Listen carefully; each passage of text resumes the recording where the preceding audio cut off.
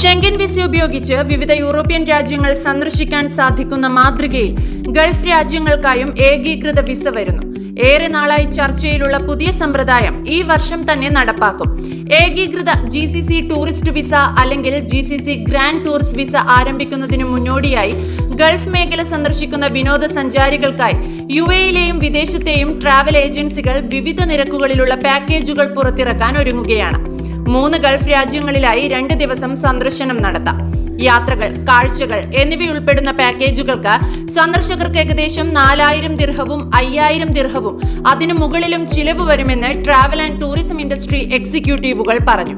കഴിഞ്ഞയാഴ്ച Arabian travel മാർക്കറ്റിൽ നടന്ന മന്ത്രിതല ചർച്ചയിൽ ഈ വർഷം അവസാനത്തോടെ GCC ഗ്രാൻഡ് ടൂറിസ്റ്റ് വിസ നിലവിൽ വരുമെന്ന് അധികൃതർ വ്യക്തമാക്കിയിരുന്നു. 6 ഗൾഫ് രാജ്യങ്ങളിലേക്കും പ്രവേശനം അനുവദിക്കുന്ന ഷെങ്കൻ വിസയ്ക്ക് സമാനമായിരിക്കും multi entry visa. Europe Schengen visa ആരംഭിച്ചപ്പോൾ അവിടുത്തെ ടൂറിസം മേഖലയ്ക്ക് വലിയ ഉണർവുണ്ടാവുകയും സാമ്പത്തിക നേട്ടം കൈവരിക്കാൻ സാധിക്കുകയും ചെയ്തു.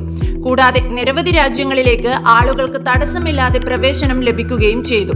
ഇതേ സാഹചര്യം ഗൾഫ് രാജ്യങ്ങളിലും കൊണ്ടുവരാനാണ് പദ്ധതി ലക്ഷ്യമിടുന്നത്. നിരവധി കമ്പനികൾ ഇതിനകം ടൂർ പാക്കേജുകൾ തയ്യാറാക്കി കഴിഞ്ഞുവെന്നാണ് റിപ്പോർട്ടുകൾ സൂചിപ്പിക്കുന്നത്.